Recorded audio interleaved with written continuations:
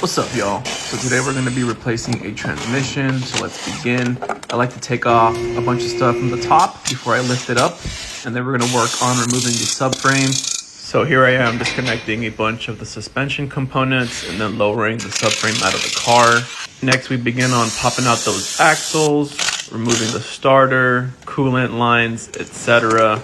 On this model, we do have to remove some coolant lines off the head. So here I am doing that to gain access to the top transmission bolts.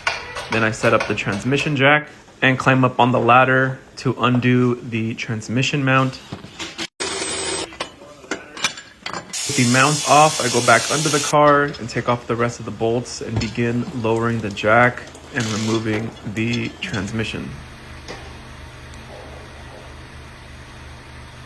Here I am unboxing the new transmission. I then take it out of the box and I use this lift to put it onto the transmission jack. I just slide it on and then push it over to the car. I then begin lifting the transmission into place, lining the flex plate with the torque converter and snugging everything down.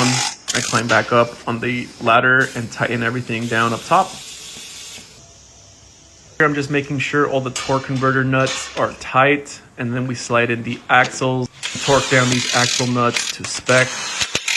Next step is to raise up the subframe and torque all these bolts to spec as well.